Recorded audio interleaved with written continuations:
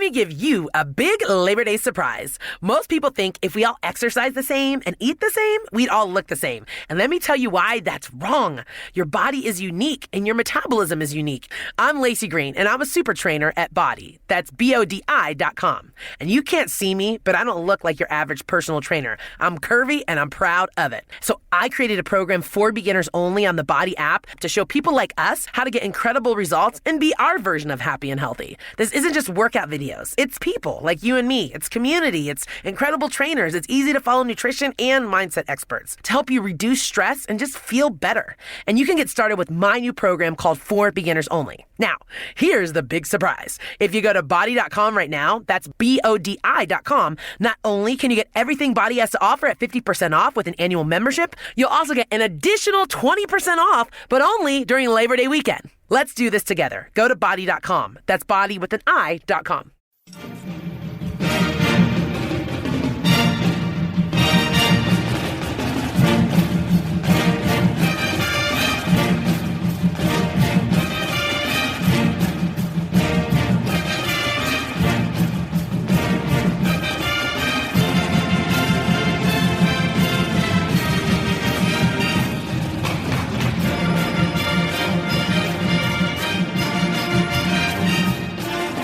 Hello, Duke fans, and welcome to episode number 292 of the Duke Basketball Report podcast. We are coming to you. This isn't an emergency podcast, but we're in ACC tournament time, ladies and gentlemen. So we are coming to you literally minutes after Duke opens up the ACC tournament with an 86-51 victory over Boston College. We are going to dissect all of it and get you ready for tomorrow's game. We can now say it is against Louisville. But before we do all that, I'm Donald Wine. I am the host for this episode, feeling much happier than I was a few hours ago because our Blue Devils played pretty well. I got my two guys with me, Sam Klein and Jason Evans. First, Sam, how are you feeling after this victory? I'm doing well. I am holding a letter that I just received from the Internal Revenue Service thanking me for using the online access to irs.gov. That's why they sent me a letter. So what a fascinating waste of paper.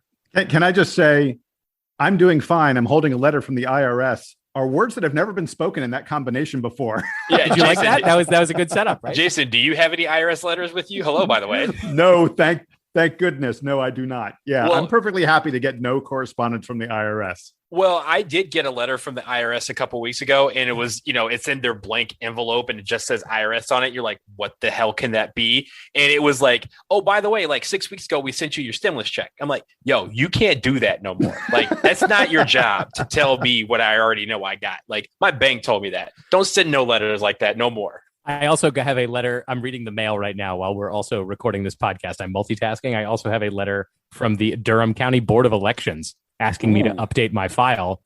Impressive that they found me in Boston.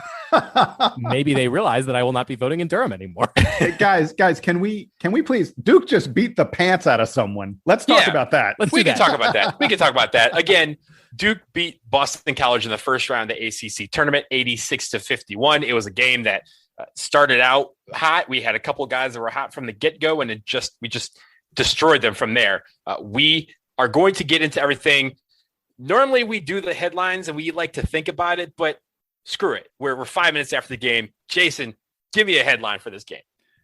My headline is freshman lead blowout of BC. Maybe 5-5 isn't impossible. Ooh, I like that. And I like your optimism. Sam, what do you got? I was going to go with Keenan Worthington leads the way down the stretch for Duke. And he did. 3 points, 2 rebounds. That dude was a monster for the last 3 minutes. We literally had no idea that he had this in. I think it's the first time we've ever got to see it. Wait. Are we not going to shout out Joey Sav? I mean, nice assist. You haven't really even nice let me assist. get to my headline. Yeah. Oh, go for it. Sorry, go ahead. So my headline is everybody plays in Duke blowout victory. Because everybody played. And that's if you have everybody playing in the ACC tournament, that means that we were blowing the doors off enough to pull people with a lot of time left and get everybody on the floor, which is exactly what happened. So I want to get into the good. And Sam, I will go to you first. There is a lot to take from this game. Where do you want to start? Well, I'm not sure if I want to start with Mark Williams or DJ Stewart. So why don't I start with Mark Williams? Because there's an emergency vehicle driving by my apartment right now telling me that I should be picking Mark Williams. So Mark Williams tonight, I need to, I guess, apologize a little bit because I I think I ragged on him on the last show, and I was a little down on his defense. And you know what? He was great tonight. Like, I thought Mark Williams was playing about as well as we've seen him play so far this year. And the thing I texted you guys during the game was, I think we're getting to the point where Mark Williams now needs to declare that he's coming back to school next year, because he has become a potent enough player at both ends of the court for Duke in the post that he looks like he could be a backup NBA center right now.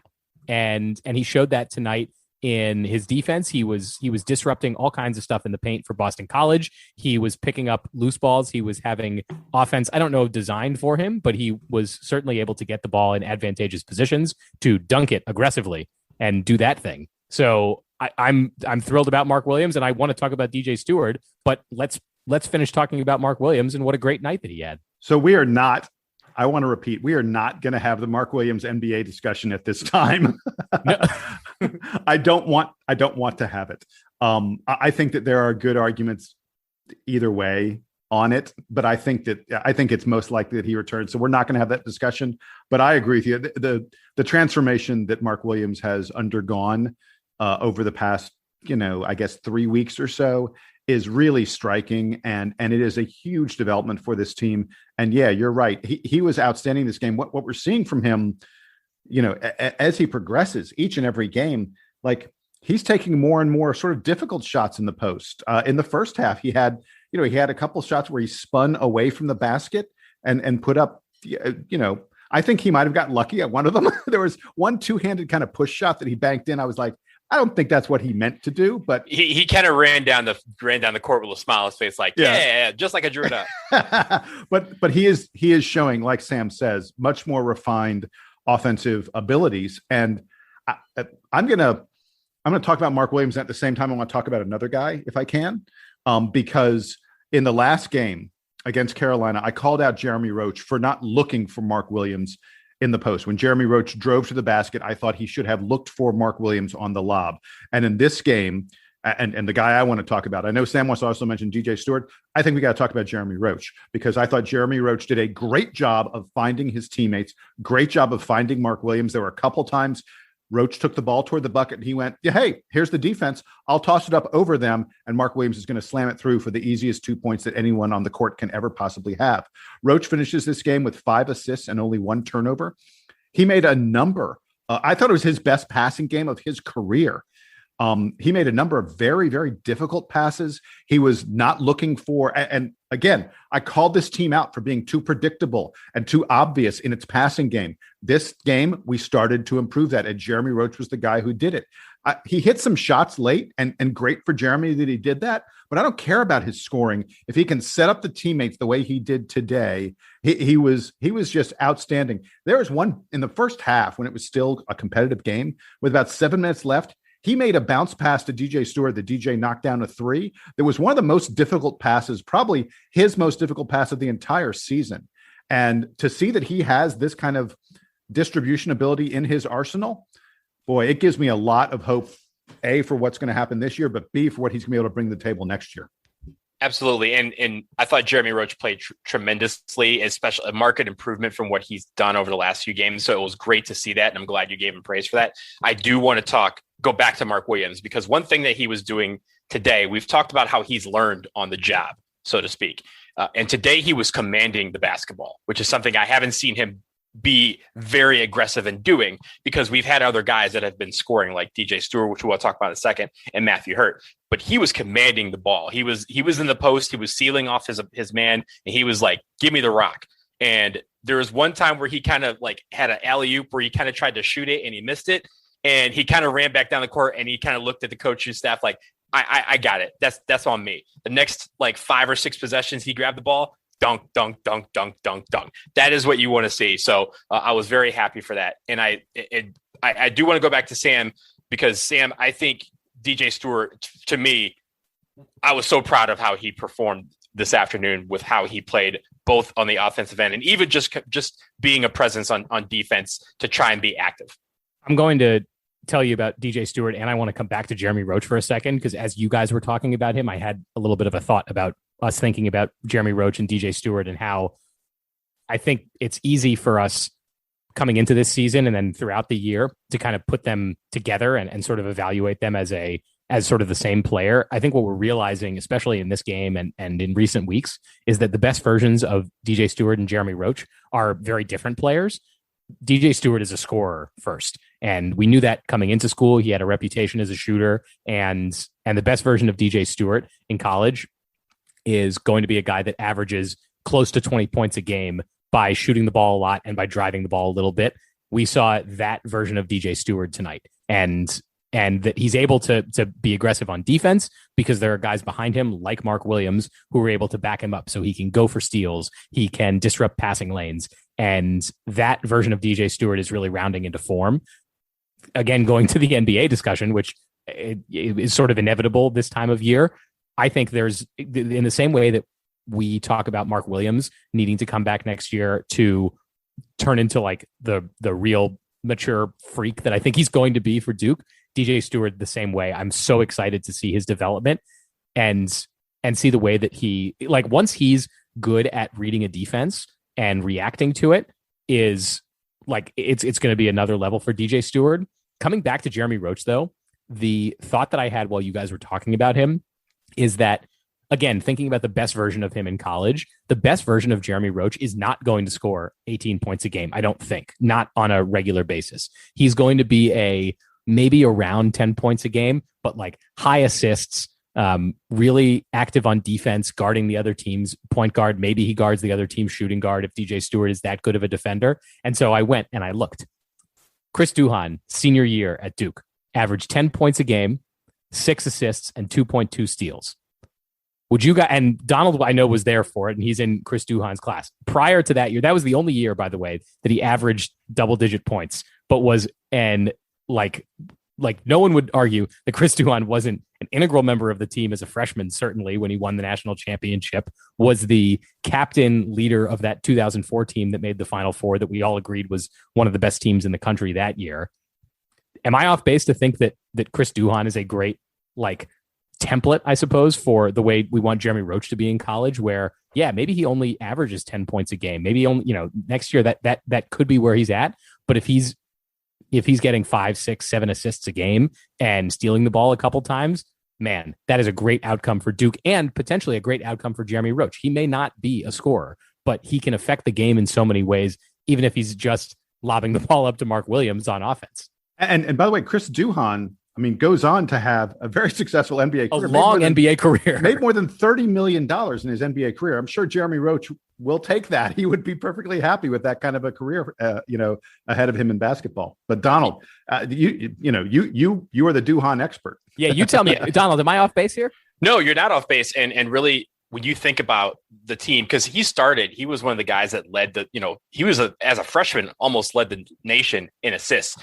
Again, he had a bunch of guys that he could pass the ball to, but if you're going to have a guy that's going to average 10 and 6 and like maybe a couple steals and be the fourth option on offense, like that's a great thing to have, because if your fourth option or fifth option is scoring 10 points a game, that's great. And I do want to, I'm glad you mentioned Roach, because I want to talk about another guard. And the last few episodes, we've had to really be critical of the guards in their play. So I really want to give praise where praise is due. And Jordan Goldwire came off the bench and had an electric game on offense. On defense, he only had 1 steal, but they were scared of passing the ball in his direction. You could see that there were times where they'd see him and his arms are flapping all over the place, and they were like, I can't pass the ball to you. I got to go somewhere else. It's getting to that point where it's like when you have a cornerback who is so good that the ball doesn't go to his side of the field. Exactly. That's what's never target to Jordan Goldwire on defense right now. He's not getting targeted. Can't steal the ball if it's not in front of him. And that's exactly what they tried to do. And on offense, he went 4 for 6 from beyond the arc. Incredible. And there was one that was at the end of the shot clock. All of them were shots that really boosted the energy of everybody involved. So I do want to give praise. We've been critical of the guards lately. The guards showed up tonight, and I'm very, very proud to see them rebound after what has been a pretty off couple of weeks for them. So, Jason, I know shooting 4 for 6 from beyond the arc for Goldwire is a bit of a shock to all of us, and I think you have some other surprises as well. Yeah. One of the other good things I wanted to mention, and part of it is Jordan Goldwire. he hit 4 3-pointers. I want to talk about the surprising things from Duke in this game, because there are a few things that, here we are at the start of the ACC tournament. This isn't a time that teams usually surprise you with changes, but there were some real surprises in this game. And one of them is Jordan Goldwire, like, hunting for 3-pointers. I mean, Jordan Goldwire attempted 6 3-pointers in this game. I don't know if 6 3-point attempts is a career high for Jordan Goldwire. It probably is, but I know for damn well sure that 4 3-pointers made is a career high for him. And if he becomes dangerous from the perimeter, and he took them with confidence. There were several of them, guys in his face. It wasn't like a late in the shot clock, or he was wide open. He took a couple of those with guys in his face, but he was like, I know I'm going to hit this. If he develops that, it's a significant boost for this Duke team, because teams have been sagging off of Goldwire all season long, daring him to shoot. Suddenly he can shoot. That's a really big deal for Duke. So that was one surprise. And by the way, folks, if you're in Las Vegas, did you have the 50-1 ticket on Jordan Goldwire hitting more 3-pointers than Matthew Hurt? I know I didn't. You got to cash. Never, not in a single game this year. You got to cash out of that puppy. Boy, that was a shocking result. There are 2 other surprising things I want to mention. One of them was Wendell Moore was the point guard in this game. Let's be absolutely clear about that. When he was in the game, Wendell Moore was the guy who was bringing the ball up the floor. And I think part of that was to free up Roach and DJ, Jeremy Roach especially, on the wing, to be a little more creative on the wing. And we've talked about what a great game Jeremy Roach had. So I am all in favor of whatever it was that caused Jeremy Roach to have that really fine contest, and DJ Stewart as well. But I thought it's just really an interesting development that Duke seems to have moved Wendell Moore somewhat to the point guard. He did have 5 turnovers. It wasn't a great game from him, but it's an interesting development for this team. But I do think from Boston College's perspective, they were shocked to see that. Like, yes. when he started bringing the ball up, you could see they were kind of like, what do we do? And you could see, I mean, there was a couple of times, the first few times when he brought the ball up, there was an instant mismatch for 3 guys because they didn't shift their guys. They didn't want to put the guy guarding Wendell Moore on Wendell Moore when he's bringing the ball up, because they knew that was a mismatch. So they put a guard on him, which means that 2 other guards were open, and Matthew Hurt was open. Passed the ball around a couple of times. You either got a great 3 out of it or a Mark Williams dunk. Yeah. It created some problems, and it'll be very interesting to see if Duke continues down that path. So the other surprising thing I wanted to mention is Henry Coleman, and to a lesser extent, Joey Baker. Both guys got big minutes in this game. Henry Coleman played 15 minutes, clearly a career high for him. I feel like he probably played a good 12 of those minutes in the second half. He was in there for a long stretch of time in the second half and playing hard. And Henry Coleman and Joey Baker, these guys, they just play with great enthusiasm and energy all the time. They are not super physically gifted, but they make up for it with great work ethic. And I thought both of them had really nice games. And it leads me into a really important thing. If Duke is going to attempt 5 wins in 5 days, and again, our mantra here is we're only looking 1 game at a time. So we beat BC. We're going to look ahead to Louisville, and there's nothing beyond that. But we do have to be aware of the reality, which is each time we win, there is another game for 5 days in a row. If we're going to win 5 games in 5 days, our guys cannot get exhausted. No one on the team played more than 27 minutes in this game. But exhaustion and fatigue are not just the minutes you play. It's not just a physical thing. It is also a mental thing and an emotional thing. And when you win a game in an absolute walk like this, a game where the game was not in doubt basically the entire second half, it makes you more mentally sharp the next day. It doesn't drain you emotionally. It doesn't drain you mentally. I don't think any of our starters played more than maybe 5 to 7 minutes of the second half. That's a great thing because Duke needs to be fresh for what lies ahead. And I think we took an important step. Beating the pants off of BC is great because you love to beat the pants off of someone, but this is the right time to do that because our guys are going to be both mentally and physically fresh for what lies ahead, which is, like I said, it's just so important.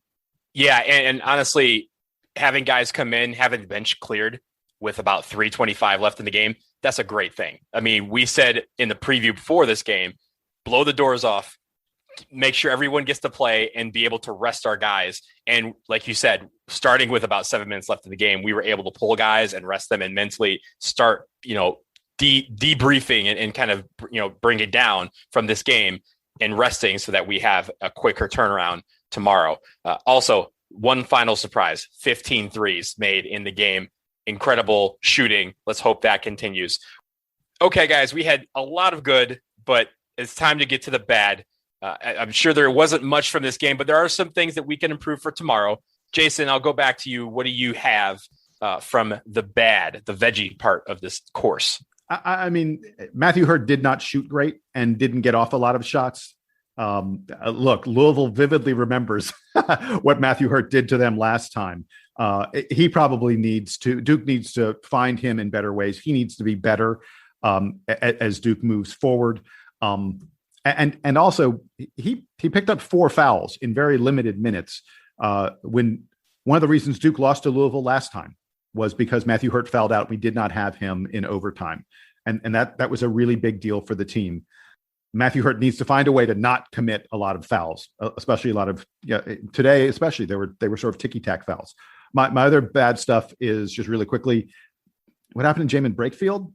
Only plays 4 minutes in this game, barely played at all until he came in with the walk-ons late in the contest. I think it's possible that Henry Coleman has at least temporarily supplanted him in the big man rotation. So that's something to keep an eye out for. My other bad is Duke didn't get to the free throw line very much. We only shot 10 free throws in this game. Part of that is that BC didn't put up much of a fight, but free throws are easy points. You need to get them. And my last thing is it wrong, guys, for me to be a little bit mad and a little bit upset when I see Jeremy Roach and DJ Stewart playing this well? Because if they'd played even half this effectively in the past few games, we'd have a couple more wins. We wouldn't be sweating the ACC tournament right now. That's not technically a bad from this game, but it is a negative feeling that I had. Am I wrong to feel that way? It does kind of stink when you think that way. And I'm not blaming you, Jason. I think it's totally natural. But yeah, it's a bummer to think that this has been in them for the last few weeks. Like they are not fundamentally different players than they were 2 weeks ago. And if they played this well against Carolina or against Georgia Tech, then we're having a different conversation this week about the meaning of the ACC tournament. And we haven't played yet. Right. And exactly. I guess that too.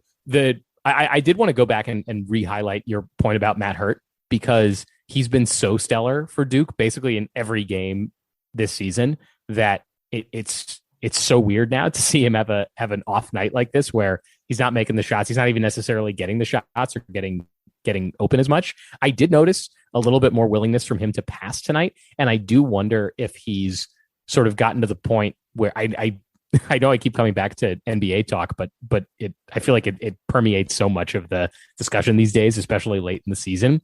For Matt Hurt, I feel like he's gotten to the point where he knows that he's a great shooter and that someone's telling him, look, you should learn how to pass the ball more. It's going to help your teammates. Maybe it helps the team win. Maybe there's a more optimal formula here than you scoring, 20 plus points a game, but also that there's something in it for you if you can be a good passer. And I thought there were a couple times tonight where he was looking to pass before he was looking to shoot. And I wonder if that was in the game plan for him. I don't want to read too deeply into that. And maybe we'll see a different version of him tomorrow against Louisville, a team that we know he can score against. Whereas tonight, the game was mostly not in doubt. So why not try passing more? Why not, try being more creative on offense and seeing what clicks? So an interesting thing, I think, to watch going forward for him. Hopefully Duke is able to overcome Louisville and we get to see even a little bit more of that development throughout the rest of the week. Yeah, so I think the one thing that you guys didn't cover that I will, and Jason, you kind of did discuss it a little bit in the good, was Wendell Moore at the point. He had 5 turnovers. And I think early on, I was able to break down kind of what he's doing that was leading to those turnovers. He's starting, as he's coming up, he kind of starts at the top of the key. And the offense, whatever offense they're usually running, calls for the point guard to be at the top of the key. If he takes one step to his right or one step to his left for the entry pass, he was trying to do entry passes from the top of the key to Mark Williams or Matthew Hurt in the post. And if any of you out there have played basketball, I know we all have, that is the wrong entry lane because that lane is always going to be covered with 2 or 3 arms between you and your man. If he takes a step or two to either side towards the wing, that entry pass becomes a lot closer. It also becomes a lot more open. And I think all he has to do is just recognize that and maybe do a fake to one side, dribble, take one hard dribble, and then make the entry pass into the post. I think those are very small things that can be improved and something that they can look at on the tape when they go back to Durham tonight and kind of go, hey, just take an extra step, take an extra dribble, be patient with it, and that pass is there. So I think that is something where we can do just a little bit better. And I mean, I thought other than him, he had 5 turnovers. We had 12 total. So if he reduces that, we're under 10 turnovers. And I think everyone's saying that we had a very, very good game as far as keeping our hands on the basketball. Yeah, we were struggling for bad stuff from this game. Yeah. We won by 40. It's awesome. This is what you want. So here's my bad. You want to hear my bad? Go for it. Despite the output tonight, the walk-ons are still not on pace to meet the lofty points projections that I had for them at the beginning of the season. Keenan was trying.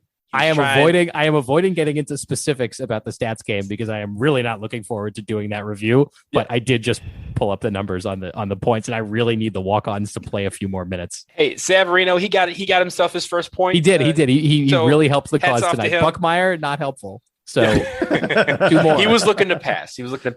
But we didn't guess passes or assists for those guys. Yeah, we were guessing points. So I need Buckmeyer to fill it up. We're trying to be bold. Well, at least some of us were. I'm going to win that category. Winning that category. Probably. But we will leave that for another day. We will also leave this game in the dust. We will take a quick break on the other side.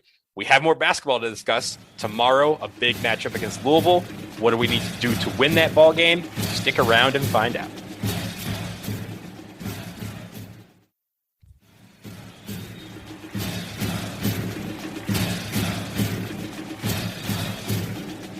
All right, folks, we are back. And again, we have another game tomorrow. We face the 7th seed Louisville Cardinals. Seems like we've been playing them a lot this year. It's because we have. This will be the 3rd time we've faced them. That game estimated for a 6:30 p.m. Eastern tip-off.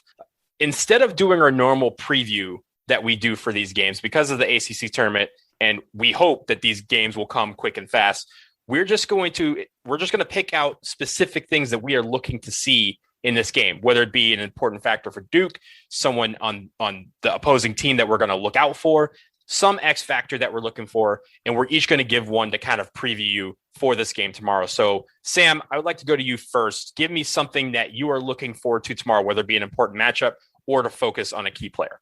I think from the prior games against Louisville and thinking about how Duke played today against Boston College, the big change is the improvement in the guards for Duke. DJ Stewart in the last game was 2 for 13 from the field, and Jeremy Roach, I think, just didn't play that much. He was only 1 for 5, and neither, I think, applied the appropriate amount of pressure to Louisville's guards. Carlick Jones had an excellent game last week against Duke, and in both games were close. I think the key here is that, yes, Duke is 0-2 against Louisville this year, but by 5 points the first time and by overtime the second time. So it has been a small margin. We've talked a lot about how close the margin has been, and I'm looking forward to hopefully Duke's guards playing a little bit better in this game and overcoming that small difference.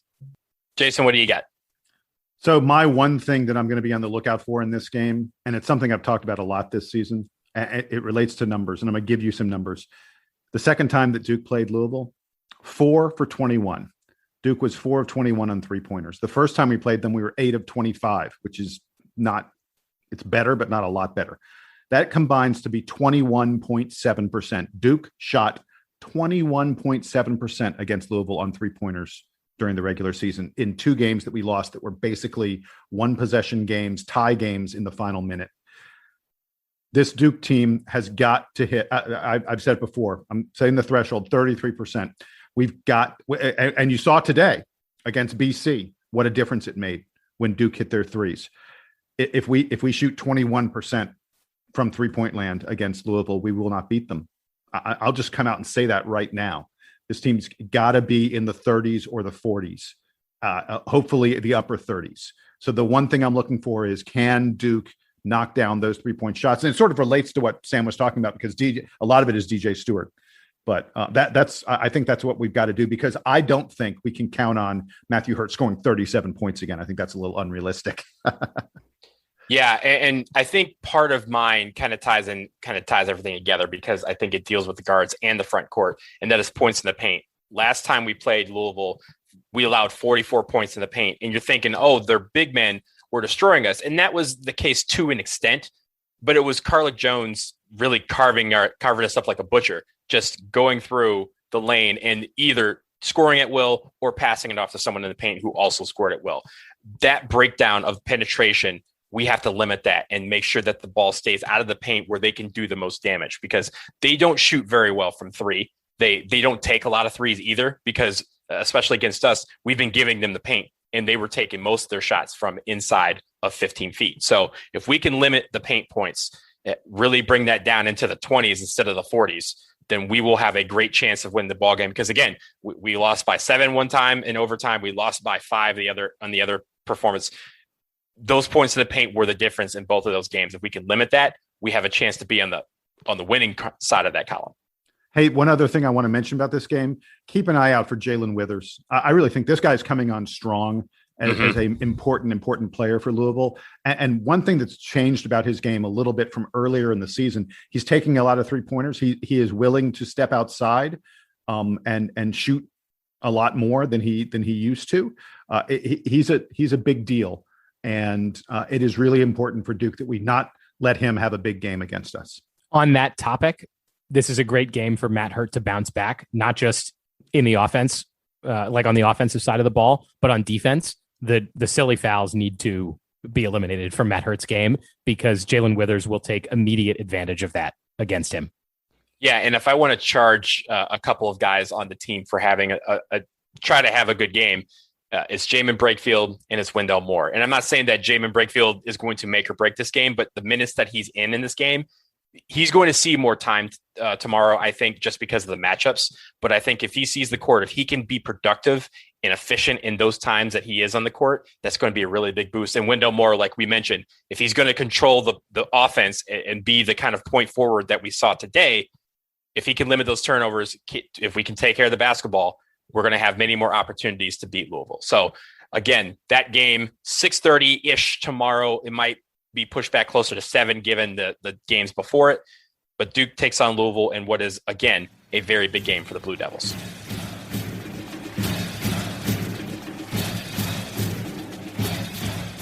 And before we check out of here, I did want to make note of some of the end of season awards that the ACC had. We had a lot of Blue Devils that appeared on some of these lists, and I want to go through them very quickly. Matt Hurt is first team all ACC, which I think was expected by a lot of people. He was one of the top vote getters for ACC Player of the Year.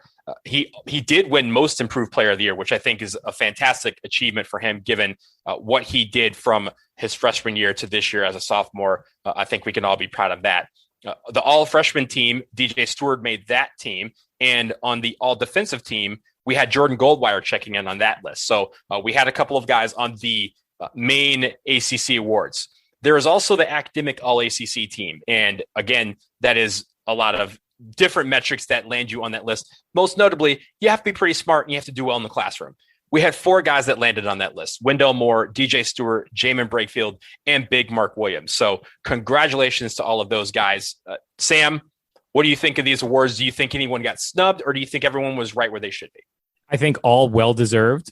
If Mark Williams had played like February Mark Williams for more of the season, then perhaps he would have deserved to be all freshman. But I think DJ Stewart, over the course of the season, clearly Duke's best freshman, clearly one of the best freshmen in the ACC. I loved looking over the list this year. I think I just have a different perspective this year because Duke is not top of the pops the way that they normally are. They weren't a top 4 ACC seed. So I felt like I was a little bit more, I was like more accepting of like, oh, Duke might get some guys on that team, but whatever. Matt Hurt really has been that good. DJ Stewart really has been that good. Jordan Goldwire really has been that good on defense.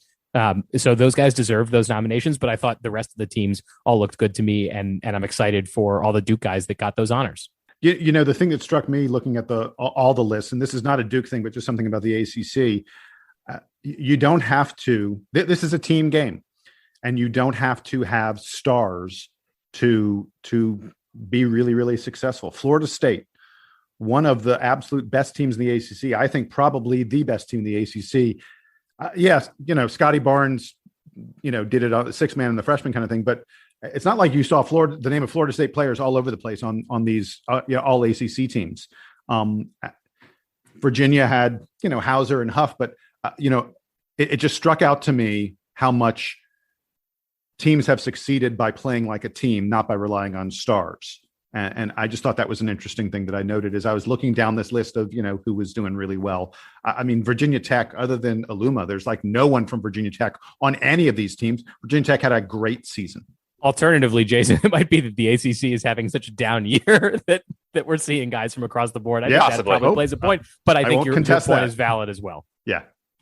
Yeah, well, congratulations to everyone on the list, most especially our guys, Matthew Hurt, DJ Stewart, Jordan Goldwire, Wendell Moore, Jamin Brakefield, and Big Mark Williams. Congratulations for all the success you guys had this year, individually and collectively. And hopefully tomorrow we will be back here to talk about more basketball. But for now, that will do it for episode 292 of the DBR podcast. Again, make sure you rate, subscribe, review, do all the stuff that makes us feel nice. And also, if you have questions, we've been getting a lot of questions before the ACC tournament. I'm sure we'll get a lot more. dbrpodcast@gmail.com is where you want to go for all of that. The email box has been active lately. I mean, really it's been chirping. Burr's been chirping. If you have the sound of your email, I had to turn that off because you guys have been littering our email box with great questions, great insight, and great feedback. So we really appreciate it. But until tomorrow, we will be back to you sometime after the Louisville game, hopefully to recap a win. But we will be back nonetheless. For Jason Evans and Sam Klein, I am Donald Wine. And now, Duke Band, play us out. Take us home.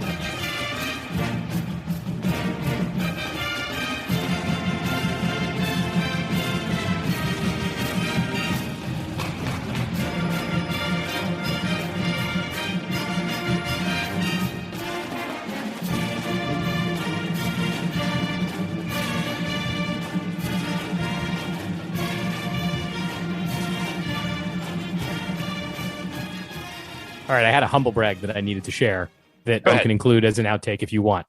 Okay. Last night, this is totally not basketball related, on the theme of me not talking about basketball. Last night, so when I try to watch Jeopardy every night, and one of the things I do, I think other people do this too when they watch Jeopardy, but one of the things I like to do is when they show the category for Final Jeopardy, I try to guess what the answer is going to be. Once before in my life, before you see it, I got it last night. What was? I haven't seen. What was? It was. I think it's actually a relatively easy one for that game. The category was radio history, and the answer. Can you guess what the answer was? I'm gonna go War of the Worlds. You are exactly right. I was gonna go Casey Kasem because it's radio. So. And the contestants went 2 for 3, and the only guy who got it wrong said the War of the World. So, and they said that was not acceptable. Which I think is fine. What was the actual question? What was the question? It was, so the whole thing about how the War of the Worlds caused like a panic. Yeah, of course. The question was framed around, I don't remember. It was like in a South American country. It was like this radio broadcast, I think it was like in Ecuador, sparked a like mass riots 11 years after its original broadcast in the U.S. That is way too easy a question for Jeopardy. For Final Jeopardy. Who was the host? Katie Couric is the host this week. Oh, okay. Okay. And she's a friend of mine. I know Katie. She's a friend of mine. Yeah. She was good. She wasn't great. She needs some seasoning, but she'll get there. From her days at CNN, when That's Katie, right. But not many people know this. Katie Couric got her start at CNN. She got her start working in the guest bookings unit, which my mom was the executive vice president in charge of guest bookings. When Katie Couric arrived at CNN in the early 1980s, she had no place to stay, and so for a month she stayed in above my garage because my mom was her boss, and so. And little like 14-year-old Jason had a massive crush on Katie Couric before she was anyone famous. She was 21 at that point? Exactly. Right. I had a huge crush on her, and she lived in my house. So also Sam had a nice humble brag, and we were all reveling in his humble brag, and you just had to but Jason got the same answer, so he's right in the. But you had the brag the humble. Like, you had to bring it. I don't have any humble brags that can match that. So I'm very proud. I was like really proud of myself. yeah, you should be. It's a great moment.